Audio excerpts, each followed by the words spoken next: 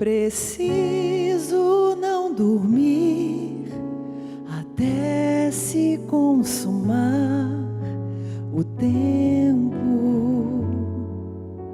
da gente. Preciso conduzir um tempo de te amar, te amando devagar e urgentemente. Pretendo descobrir no último momento um tempo que refaz o que desfez, que recolhe todo sentimento e bota no corpo uma outra vez. Prometo te querer até o amor cair, doente, doente. Prefiro então partir a tempo de poder a gente se desvencilhar da gente. Depois de te perder, te encontro com certeza, talvez num tempo da delicadeza, onde não diremos nada, nada aconteceu, apenas seguirei como encantado ao lado teu.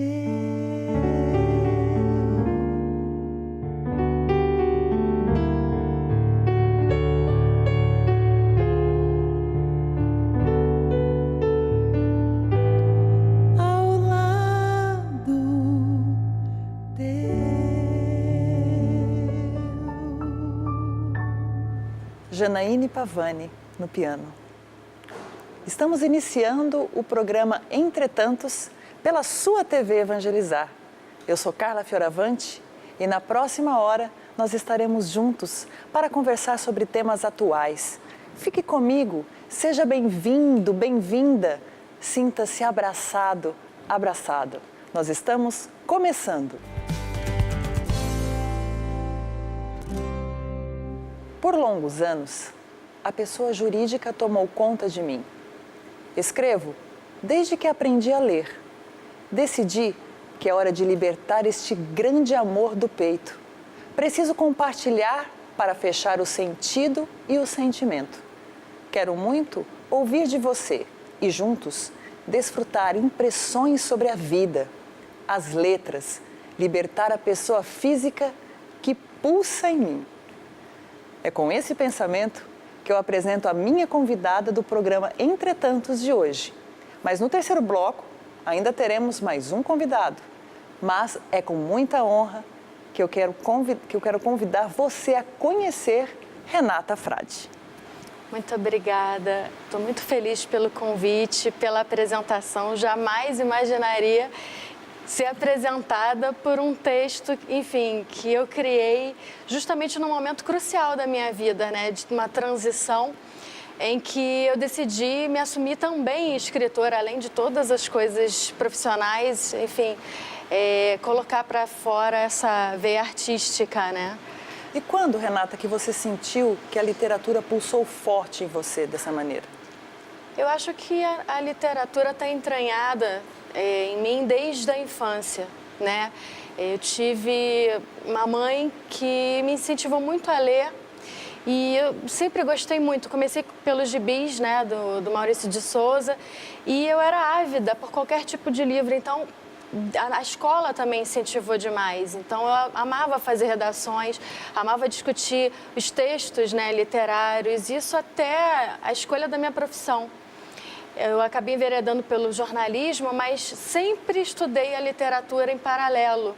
Era um hobby que se tornou uma profissão tempos depois, né? Depois de trabalhar em redações, enfim, em agências de comunicação, a literatura ela se tornou profissão, mas ela também para mim é uma missão de vida.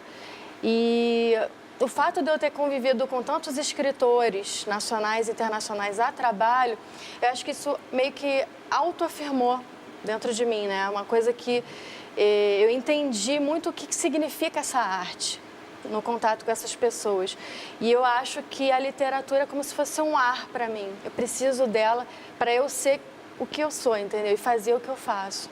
E você consegue transbordar em palavras aquilo que pulsa internamente dentro de você? Eu acho que isso é um exercício constante e eterno, porque é muito difícil as palavras traduzirem toda, né, a nossa ebulição interna. Então, quando a gente faz esse exercício, a gente está buscando uma voz que não é só artística, a gente está buscando a si mesmo. Então, é um autoconhecimento antes de você ser um artista. É quem é você e por que você precisa dizer isso ao mundo. Isso diz muito sobre você.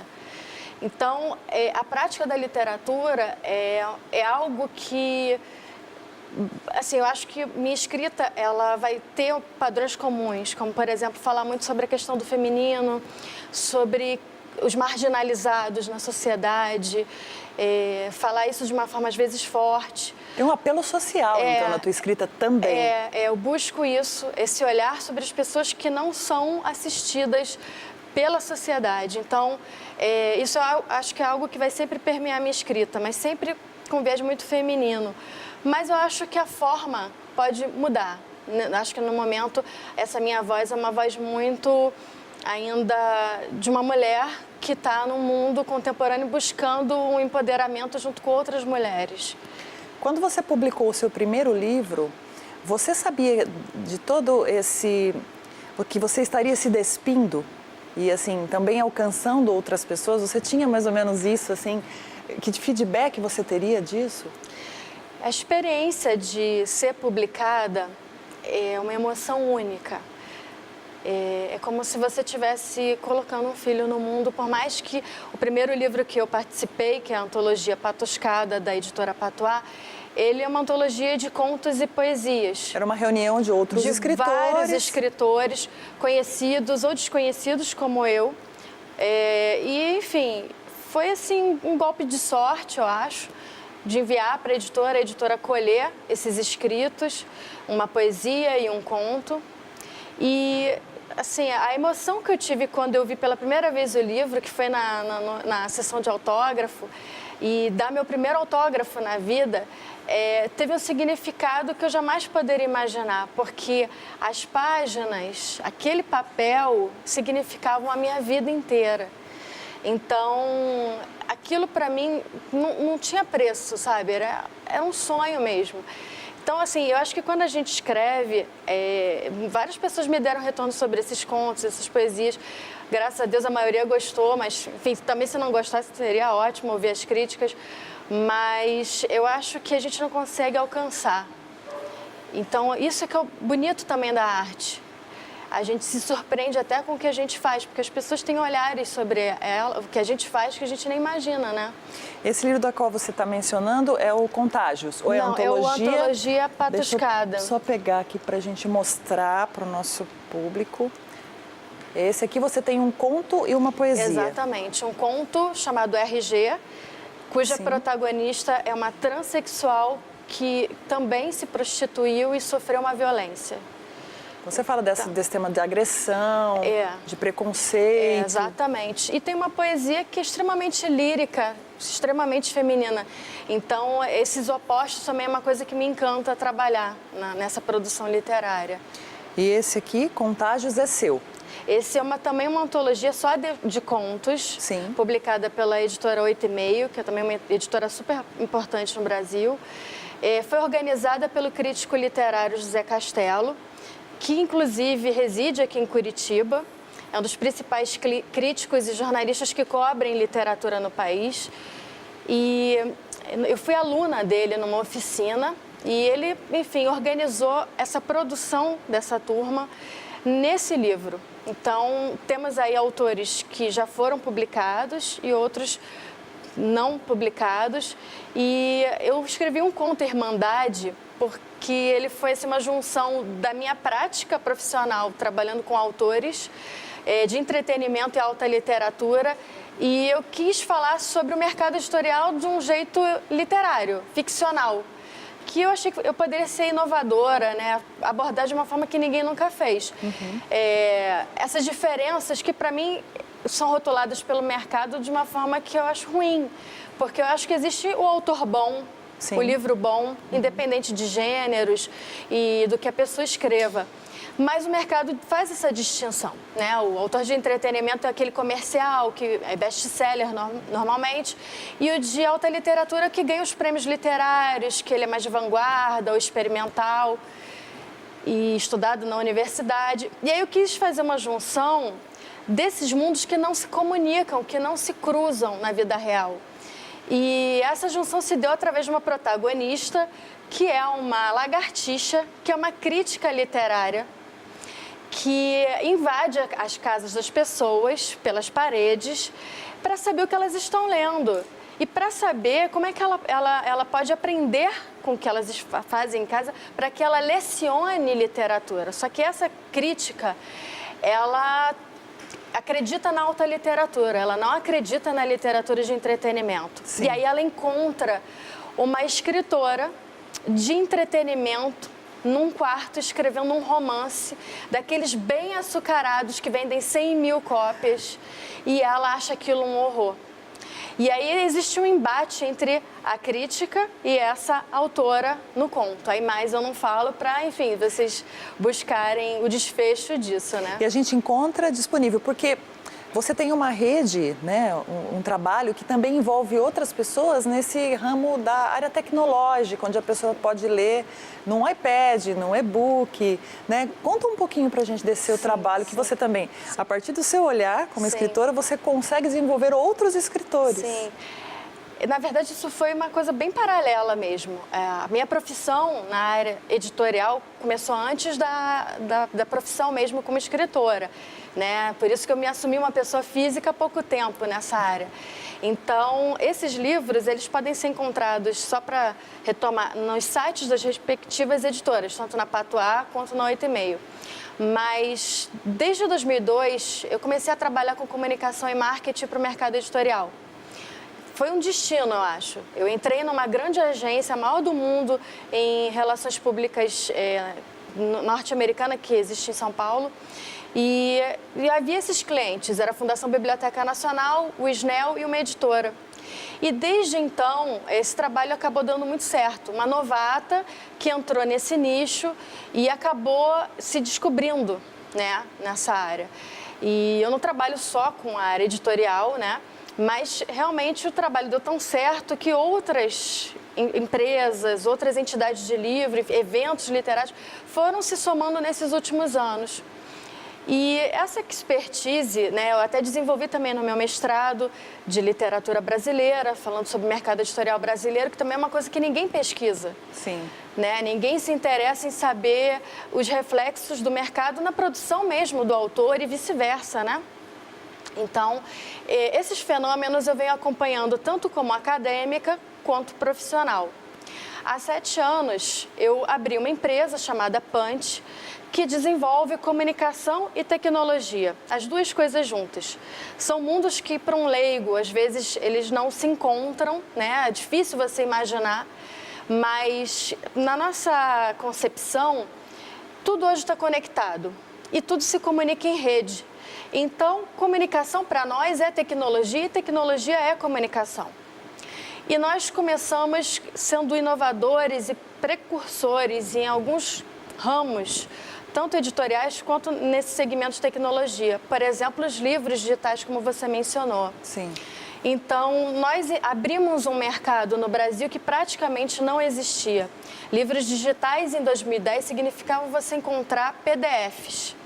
Então, nós já desenvolvíamos EPUBs e fomos os primeiros do Brasil a criar um aplicativo de um livro de Zeraldo em iPad em 2011, com game, com autógrafo digital, gravador de voz, interação a toque, trilha sonora. Então, desde então, nós somos professores nessa área no Brasil inteiro e nós somos também desenvolvedores. E foi uma inovação.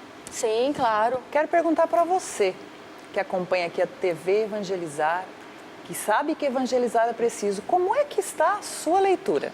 Vou fazer um break, nós temos muito ainda que conversar com a Renata Frade. Fica aí, a gente volta rapidinho.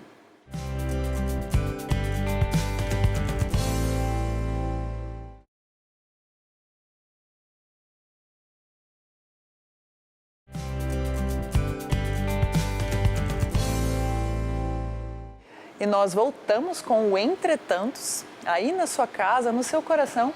E hoje nós temos uma convidada muito especial falando sobre a literatura e as novas tecnologias, a escritora Renata Frade. Nós estávamos falando desse projeto seu, que é uma realidade, né? E na época, quando você começou, era uma inovação, da qual também você propicia que outras pessoas escrevam. E perceba que isso não é um transbordar-se apenas e vamos escrever porque vamos escrever.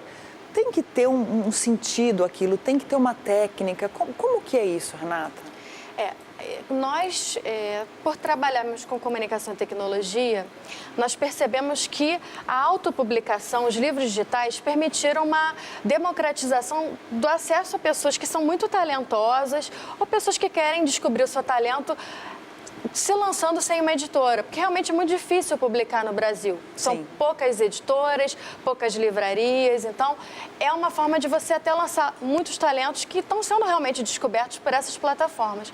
Por outro lado, isso é um grande perigo, porque você quando se autopublica, você não tem um editor, você não tem um revisor, ou você pode até contratar, mas qual é o critério dessa contratação? Então, nós buscamos atender necessidades de escritores, não só que estão começando ou que nunca publicaram, mas também escritores já consagrados que precisam realmente dar uma guinada na sua carreira, dar uma reformulação na sua marca. Então, buscando atender escritores de entretenimento e de alta literatura em qualquer fase de carreira, nós criamos o Punch for Writers, que é um programa único no Brasil, de carreira literária, construção de marca e comunicação para escritores em qualquer fase de carreira e de qualquer gênero literário. Justamente para fazer esse coaching literário, porque não adianta a gente formar uma marca, criar uma identidade e uma comunicação sem um conteúdo bom.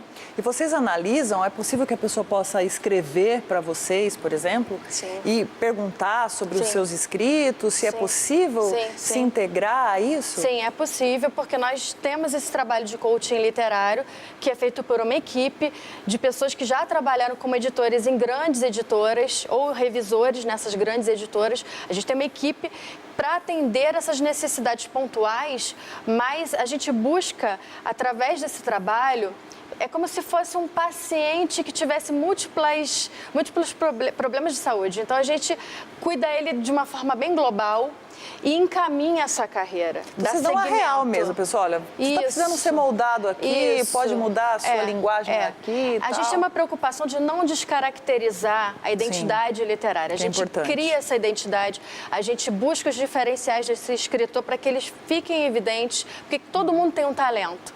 Então, mas às vezes ele não é percebido pelo criador. Então a gente está ali para descobrir o talento desse criador. Um trabalho denso, né? Mas a gente não quer que essa pessoa seja padronizada. Certo. Porque ela é mais uma. Sim. Então, tem que ter um diferencial também. Tem que ter né? sempre. Porque é singular, o ser humano é singular. Você é singular, ninguém escreve como você, ninguém lê como você, ninguém entende ou compreende como você. A gente tem um aspecto muito amplo de compreensão, né? Sim, sim. Queria que você falasse um pouco, eu acho que você reuniu 9 escritoras aqui, o livro delas. Sim, sim. É bem interessante, queria que você falasse um pouquinho e também, assim, você que ainda não conheceu, conheça essa literatura, porque vale a pena. Sim, sim. Nós estamos vivendo há 3 anos um grande fenômeno de formação de leitores no Brasil e de leitura mesmo, propiciada principalmente por mulheres. São mulheres que, enfim, têm tido uma empatia muito grande de temas e, inclusive, de união entre si para a força da nossa literatura estar mais presente em livrarias, em eventos, enfim, porque antes eles eram predominantemente estrangeiros, né? Autores internacionais. Então, nós identificamos esse fenômeno, a nossa empresa, criamos um projeto chamado Lit Girls BR, que é o primeiro no Brasil de literatura multiplataforma para jovens no Brasil. Nós escolhemos mulheres porque a gente identificou que elas são catalisadores desse movimento de leitura, são a mola propulsora hoje que mais vende no Brasil livros. Percebe que a mulher lê mais que o homem? Ela lê mais e ela está mais aberta, né? E nós, enfim, pegamos autoras que são best-sellers e estão envolvidas nessa causa e colocamos nesse projeto. Já realizamos eventos, nós temos mais de 200 horas de gravação com entrevistas com essas autoras, com blogueiros, com leitores, em bienais do Livro Rio e São Paulo, que vão se tornar um filme, vão se tornar uma série de TV. E nós lançamos esse livro porque o projeto ele tem um tripé: cultura, entretenimento e educação. Então, ele é um instrumento também de adoção em escolas. Então, o professor, o e-book, por exemplo, do livro delas, tem um artigo escrito por uma doutora em educação na USP para ensinar como adotar essa literatura em sala de aula. Então, esse livro é uma antologia de contos inéditos. Cada autora tem um gênero literário diferente, características diferentes, e escreveu um tema no seu gênero próprio. É cotidiano, relacionamento, exatamente. Afeto. Exatamente. Violência doméstica se fala. Tem um conto que é extremamente teen, sobre questões da adolescência. Tem um que é sobrenatural, ele é dark. Tem um já que é para mulheres mais maduras. Então, são assim, olhares diferentes dessas mulheres sobre o mundo. Mas realmente são temas contemporâneos, né? Principalmente das relações humanas. E esse livro foi lançado na Bienal do Livro São Paulo, no ano passado, entrou na programação oficial. E foi uma alegria, enfim, a receptividade dele tem sido enorme. A gente tem participado de eventos pelo Brasil, lançamentos e discussões. E esse ano a gente está numa fase nova do Lit Girls BR, novas autoras estão entrando. E nós teremos mais um livro do projeto com essas novas autoras. Que bacana, Renata. Sabe o que é mais interessante? É você possibilitar outras pessoas, estar no meio de pessoas que já estão inseridas nesse contexto. Sim, né? sim. E também dar voz a essas pessoas, que muitas vezes não conseguem. Né? A gente percebe que é um pouco difícil publicar, como você disse, no Brasil, né? É difícil você ser lido e também você ir de encontro com a alma do outro. E é um desafio muito grande, né? Sim. Eu acho que essa alma feminina que você nota, né, e denota que as mulheres conseguem expressar, também alcança muito, muito além fronteiras, né? E esse projeto, eu acho que tem muito a ver com pessoas que através da leitura ou através da escrita se transformam e podem transformar o outro. Então é uma ajuda, não é uma autoajuda, né? Exato. Porque até essa questão da autoajuda, se você já está lendo uma outra pessoa, você já não está se autoajudando. Então a gente que trabalha com literatura, com uma escrita um pouco mais elaborada, a gente percebe que sim, é preciso ter esse olhar atento para a sensibilidade do outro, mas também orientá-lo. Eu acho que em todos esses temas que você mencionou, que são cotidianos e são vivências brasileiras, né, da nossa realidade brasileira, que precisa também se estender, né, que essa possibilidade de vocês divulgarem outras pessoas também consegue fazer isso. E qual é o objetivo daqui para frente com isso? O nosso projeto, ele tem um foco muito grande no incentivo da leitura para o jovem, adolescente, enfim, ou até recém-formado. E por isso a gente vai lançar um aplicativo gamificado para estimular essa leitura, um aplicativo do projeto. E o objetivo é que ele transcenda fronteiras, que ele encontre leitores fora do Brasil, de língua portuguesa. Porque ele é realmente um cartão de visitas dessas escritoras que, enfim, são validadas pelo mercado como escritoras de qualidade. Que a gente parou muito, né? Sim. A gente parou, claro, é imensurável a admiração numa Clarice Lispector, né, no Mia Couto, em tantos nomes da nossa literatura e da literatura portuguesa, enfim, da literatura estrangeira, e que a gente acaba não adquirindo um conhecimento de que há novas escritoras, Sim, há novos sim, escritores. sim. Isso também é um trabalho que vocês estão fazendo. Sim, e é um trabalho muito difícil, porque nós estamos sendo empreendedores editoriais e tecnológicos, Sim. o que é algo heróico no Brasil. Nós, inclusive, assim, vou até aproveitar esse espaço para dizer que a gente está precisando, inclusive, de patrocínio, de ajuda, para até lançar o aplicativo e essas outras plataformas, né? Essa série de TV, esse documentário, porque... Assim, é um projeto ambicioso e é um projeto que a ideia é que ele não tenha fim. Então, que ele acompanhe a evolução da nossa literatura e que cada vez ele alcance mais professores, mais leitores, justamente para valorizar a nossa cultura, para que a gente se conheça o que está sendo feito. Exatamente. Você poderia deixar um contato para as pessoas, né, contactarem vocês, tanto para ajudá-los, quanto também quem tem interesse em escrever, em se integrar ao projeto? Sim. Bom, eu vou deixar 2 sites. O da Punch, minha empresa, ele é Punch, P de pato, U, N de nariz, CH, comunicacau.com.br. E o programa Punch for Writers é punchforwriters.wordpress.com. Está aí no seu GC. E o telefone da nossa empresa é 21 3241 7072. A nossa empresa trabalha para qualquer tipo de conteúdo, qualquer tipo de empresa ou de autor, mas é um desafio muito grande porque a gente tem essa coisa da criatividade, da inovação, né? Sim, sim. Renata, você acha que as pessoas no Brasil hoje, mesmo tendo todas essas possibilidades, todas essas aberturas, precisam ler mais? Eu acho que literatura ou leitura, porque não ficção é necessário também para a formação de uma pessoa, eu acho que a leitura, ela nos faz sermos cidadãos antes de sermos qualquer coisa. E assim, a partir do momento que nós nos formamos cidadãos com a leitura, nós temos que ainda sabermos nos posicionar no mundo. E a leitura nos permite isso. Ela permite que a gente se autoconheça, mas também saiba se relacionar com o mundo. Então, a leitura nunca vai ser demais, porque a leitura ela é imprescindível para o indivíduo, para ele existir. Em sociedade, em cultura, ela define um país, ela define um grupo. Então, assim, não se pode pensar um projeto de país sem você pensar um projeto de leitura. Totalmente ligada e linkada à nossa educação. Exatamente. Quero agradecer imensamente você. Foi prazeroso conhecer o trabalho. Eu não conhecia o livro delas. Hoje fui presenteada e indico para você. Conheça mais sobre esse trabalho da Renata Frade, conheça mais sobre o que ela divulga, o que ela fala e acredite, continue acreditando na nossa cultura, na nossa literatura, porque nós só temos a agradecer de pessoas como você estarem aí na liderança e acreditando nas palavras e além delas. Eu que agradeço, Carla. Foi um prazer imenso ter esse espaço. Foi uma alegria ter essa acolhida tão afetiva aqui junto a vocês. Sinta-se sempre acolhida, sempre abraçada.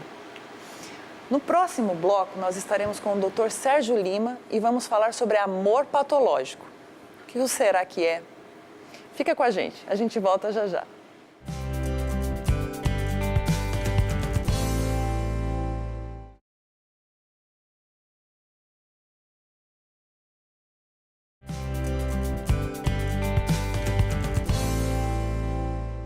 E estamos de volta com o programa Entretantos. E como eu disse, o Dr. Sérgio Lima, como se caracteriza um amor patológico?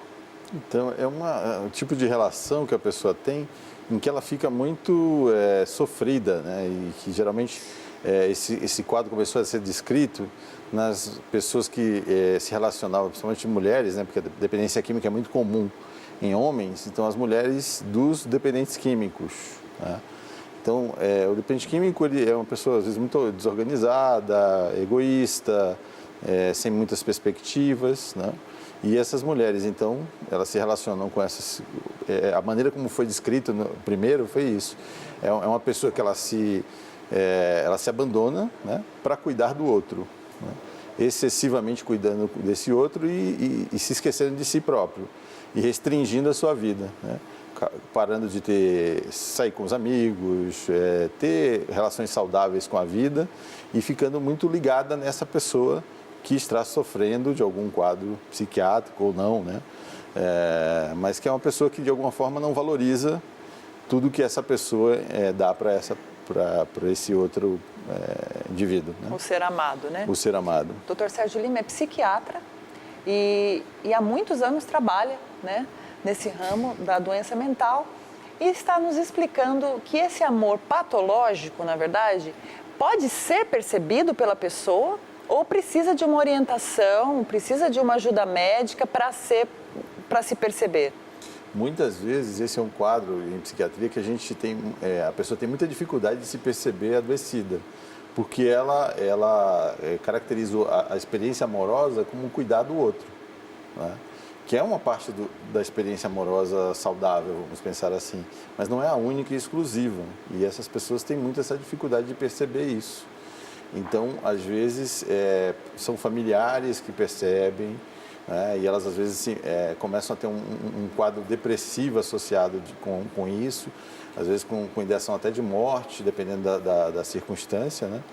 E isso leva a pessoa a muita angústia, muito mal-estar e um descuido consigo próprio, né? Com a saúde física, emocional em geral, né? É diferente da paixão, né, Sérgio? Porque a paixão, ela tem um tempo assim, menos duradouro do que, no caso, o amor patológico, né?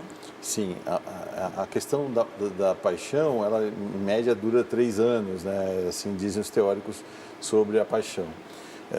E o que acontece é que essa pessoa, ela fica um pouco como se estivesse apaixonada eternamente, né? Ela se coloca em situações vulneráveis, né? Para poder cuidar desse indivíduo amado, né? E passando por situações constrangedoras e cada vez mais se abandonando, né? Abandonando o cuidado com a própria família de origem, né? Os filhos, às vezes os pais, né? A gravidade está aí, né? Exatamente ela não perceber isso, né? Aquilo que a gente em psiquiatria chama de não ter crítica, né? Isso acontece em outros quadros psiquiátricos, mas no caso de amor patológico isso é muito evidente. A pessoa fica obcecada pela outra. Obcecada, e esse talvez seja um dos sinais e sintomas para alguém que está sofrendo aí, ou alguém que está em casa, que está me ouvindo agora e que quer entender um pouquinho se você preenche critérios ou não, é exatamente isso. Se você passa o tempo todo, o dia inteiro, pensando onde a pessoa está, o que vai acontecer com ela, ou se de alguma maneira ela pode te abandonar, ou você pode perdê-la, né? É um medo frequente de ser abandonado. Isso, exatamente. Quer dizer, qual é a diferença? Alguns em casa podem estar pensando, mas essas pessoas têm ciúme? Tem, com ciúmes. Mas a diferença do ciúme patológico é que no ciúme patológico, essa pessoa pode ser violenta. No amor patológico, a violência é contra a própria pessoa que ama, né? Essa pessoa que padece do amor patológico, né? Ela se violenta, ela se machuca, ela se agride para ficar, né, nesse relacionamento. E existe tratamento? Ah, sim. Algumas ocasiões, dependendo dessa obsessão ser muito frequente ou não, a gente pode medicar a pessoa, né? Alguns antidepressivos, alguns calmantes, né? Alguns benzodiazepínicos podem ajudar a pessoa a se restabelecer aos poucos, né? dessa experiência do amor patológico, e é indicado psicoterapia, né? Uma psicoterapia geralmente de compreensão, de autoconhecimento, né? Porque há uma descrição de que essas pessoas, com frequência, na infância e às vezes adolescência, elas precisaram se desenvolver para cuidar de um pai ou de uma mãe que tinha um problema muito sério de saúde ou emocional, ou um irmão mais velho, ou alguém, né? Então ele foi chamado à vida adulta muito precocemente. Então a experiência amorosa na cabeça dele está ligado a cuidar, né? E dessa maneira. E se há, por exemplo, um rompimento nesse relacionamento? E a pessoa começa a criar assim, uma compulsão de toda hora estar lá nas redes sociais da pessoa, perseguir a pessoa na rua, não saber lidar com o fim. Isso pode ser considerado também um amor patológico? Pode. E essas situações de rejeição, às vezes, são bem complicadas. São aí que é o perigo da pessoa cometer o suicídio, fazer alguma coisa contra ela própria. E cada vez mais o amor próprio vai sendo perdido, né? Porque quando você é abandonado por alguém, a pessoa não gostou de você, tudo bem, né? Vou tentar outra pessoa, né? Mas as pessoas que sofrem de amor patológico ficam nessa insistência de retornar, cíclico, né? De voltar à relação, de ficar, como você falou, se perseguindo nas redes sociais, querendo saber do outro, né? Onde foi, que festa foi. Procura amigos em comum para querer saber como ele estava, como ele se relacionou, se ele ficou com alguém ou não, quer dizer, e aí a vida dela fica estreitada, né, como a gente chama. Fica stalkeando o ser amado. Isso, é mais ou menos isso, exatamente. Tentando querer saber cada vez mais. Isso é uma coisa compulsiva, né? O tratamento nessas situações é, às vezes, medicar exatamente para parar um pouco, né, com essa obsessividade, né? Porque é um quadro obsessivo, né? A gente acredita que está no espectro lá dos transtornos obsessivos compulsivos, né? Ou da dependência química, ela fica meio que entre um quadro e outro.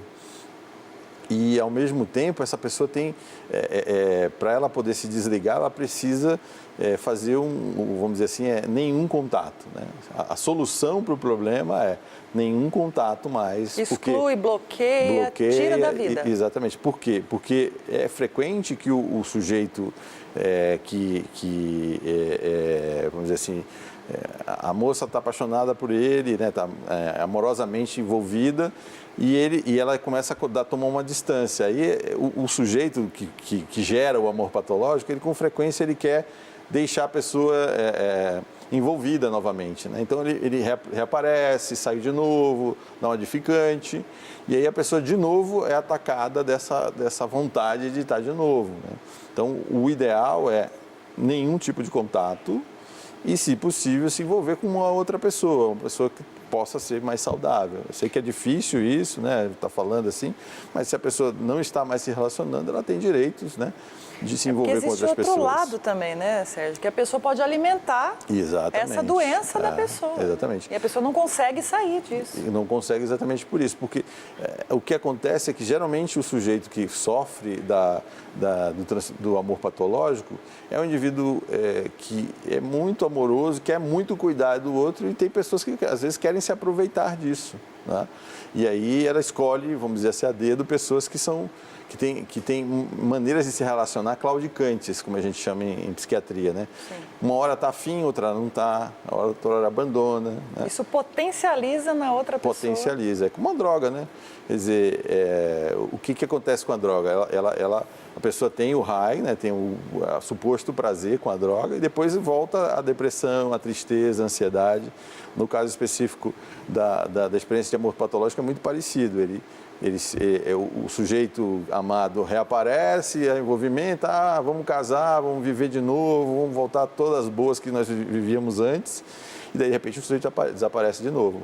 E aí a pessoa é atacada de novo dessa fissura, né, vamos dizer assim, pelo relacionamento. E uma dica, assim, para a pessoa, será que eu estou assim?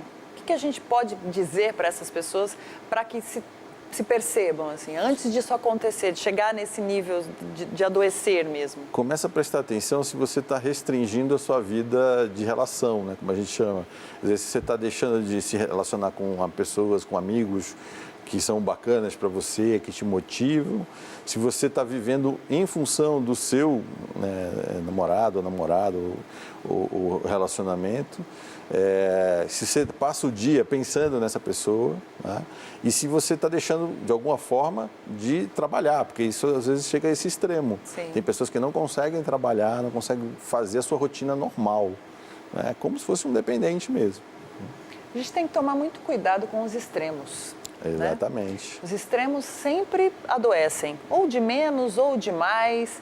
Então, assim, comece a perceber na sua vida relações saudáveis e quais relações que podem ter uma propensão a serem doentes. né? Porque nós estamos expostos a isso. Nós vivemos numa sociedade muito carente, em que hoje as redes sociais possibilitam de você ter contato com milhões de pessoas e nenhuma delas. Exatamente. Né?